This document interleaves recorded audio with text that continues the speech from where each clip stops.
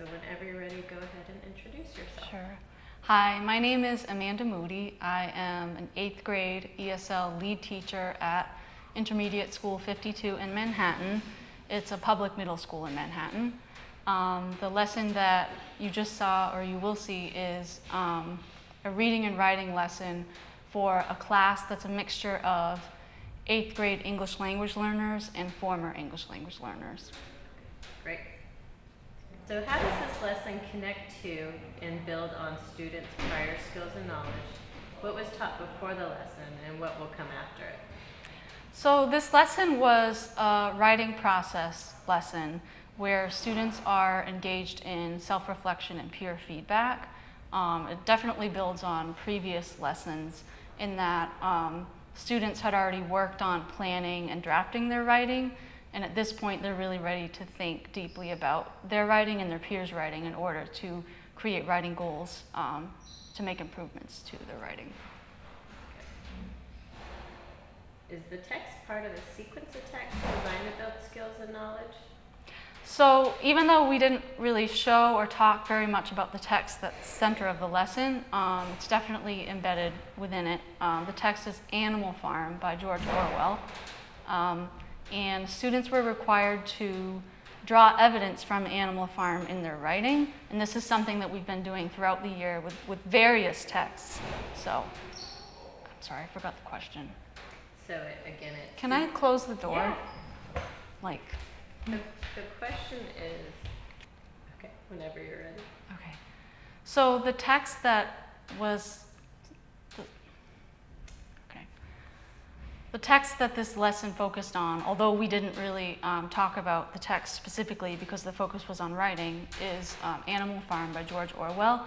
And this text is part of a sequence of texts that we use at the school to explore the themes of social responsibility. The first major text that we do in the year is Harper Lee's To Kill a Mockingbird, and we're currently engaged in George Orwell's Animal Farm. Talk about the standards targeted in the lesson. What did you do to make the lesson reflect the full intent of that standard? Okay, so since this is a writing process lesson where students are engaged in self-reflection and peer feedback, it's very tightly aligned to the ELA literacy standards for writing, particularly writing 8.5, which is really all about students developing an awareness of their own writing and being able to use reflection and peer feedback to make improvements to their writing. And the lesson is also targeted toward the speaking and listening standard 8.4, which is where students are able to present their ideas and findings using evidence from the other speaker in order to support that. I don't think that made sense. What I should have said is evidence from the other person's writing. It's okay. You want to take it from the top? Writing insurrection, Mackay tutor to the main office, Mackay tutor to the main office. Could we keep the part where I talked about the writing standard and just I'll redo the speaking and listening one? Yeah, of course. Okay.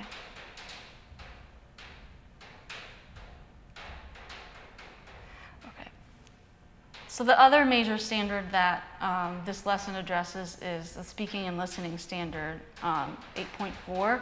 And this standard is really about students being able to draw on each other's ideas. They should be able to listen to each other and figure out what that person is saying. And in this case, it's them reading each other's writing and being able to identify what's there, identify the evidence, the reasoning, and be able to talk about it in order to make improvements to it. Discuss how this lesson illustrates the shifts required by the CCSS. This lesson is, I think, pretty closely aligned to most of the literacy shifts. There's definitely a focus on writing from sources here because students are using Animal Farm as the major text that they're writing about here. There's a focus on vocabulary as well. Students are expected to really draw from vocabulary that they've learned from other content areas to build their arguments about Animal Farm. And the strongest alignment, I think, is to text-based answers, because that's what they have to do in their writing. And students are really adept at being able to comment on each other's strengths and needs when it comes to text-based answers. How did you teach this lesson prior to the CCSS? What is the same and what is different? I actually never taught this lesson prior to CCSS. Prior to the Common Core standards, I was a newer teacher, and I was more concerned about just teaching students the structures of writing and teaching them how to use a structure to develop their ideas. But with the Common Core standards, I've been able to help students develop their thinking and reasoning and their ability to draw appropriate and relevant evidence from the text. And once I was able to get students to do that, then I felt like I was ready to help them focus on reflecting on their own writing and reflecting on peers' writing in order to collaboratively come up with ways to improve their writing. And I just felt like I wasn't in that space before the Common Core. How did you support all students with working with grade level text? For example, how did you provide scaffolding for students below grade level so they can read grade level text? Yeah.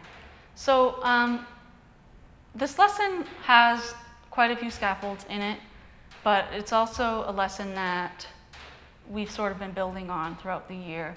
As I said, I started having students reflect on their own writing pretty early on in the year, just by giving them a question and then having them answer it based on their writing.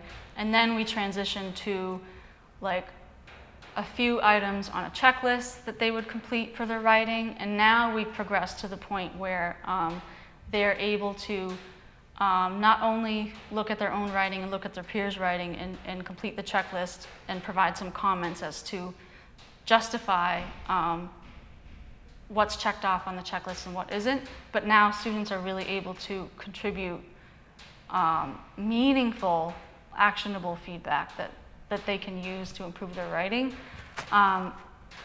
One of the scaffolds is making sure that you have students practice these parts piece by piece, making sure that you don't overwhelm them all at once.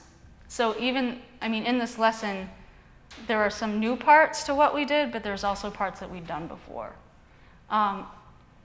Also, as part of the lesson, I had the students explain what the performance task was itself, and they explained the process that they went through in order to complete the performance task. So they first spoke about an evidence chart, which is also known as a responsibilities chart for this particular task, where they worked in pairs to determine which character was responsible for what, and then choose 2 examples from the text along with text evidence to sort of develop their ideas about those responsibilities. And that was definitely a scaffold. And then the next piece in the writing process was students had to either complete an outline, which I provided a structure for them already, or they could choose to organize their writing another way. And in that case, it's also a form of differentiation, because I could recommend the outline to certain students who I thought would benefit from it. And for other students, I could say, oh, well, I know this might not work for you, but maybe you could do this. And actually, students were giving each other ideas about what would work best in terms of planning their writing. And they were working together on that. So. Did the students acquire the literary skills addressed in the lesson? Yes, I feel like if students haven't yet acquired those literary skills, they're well on their way. As I said, the lesson is pretty tightly aligned to writing 8.5, and the whole lesson was focused on getting students to reflect on their writing and their peers' writing in order to plan to make improvements to it. What will you do for students who do not acquire the literary skills addressed in the lesson? For students that have not acquired the skills, I will continue to work with them, probably in small groups. The lesson today, I really relied on students being able to work in pairs to sort of figure it out together after we did like a shared example of it. But for students that are still not quite there, I think they're going to need that further support, which I'll be able to provide both in class and then also after school as needed. Reflecting on the lesson, what worked well and what might you do differently? One thing that worked well, and I know you can't always plan for everything, was that students were really ready for the lesson today. Everybody had their performance task, rough draft essays completed, and they were in a space to be able to look at their own writing. And I feel that they very seriously took the self-reflection portion of the class. I feel like they spent some time looking over their writing. They were serious about determining where their writing fell on the rubric, so they would highlight and circle it. And they were actively asking me questions about how to comment on their writing and then how to provide evidence from their own writing to support their comments. So I was really impressed with that. And then let me grab the last question here. You're doing good. Last question is, were there any surprises or unexpected student behaviors or reactions? Yeah, in terms of unexpected surprises and student reactions, the energy in the class was a little bit different today from what I might normally see. I found it a little more challenging than usual to get students to willingly participate. So my normal strategy of asking for volunteers works because usually so many students want to volunteer. But I think maybe with the videotaping they were a little bit nervous, or I don't know. So another thing that might have impacted the different feel of the classroom today is that we'd spent the last several days testing. So the students were sort of in a different mindset because of state tests. And then also, previous to this, we were doing some shared reading lessons. So they actually finished writing their essays last Friday. So almost a full week has elapsed since they've really looked at their own writing. So that may explain why getting the process going was a little bit slow. You're done. I hope that made sense. It does.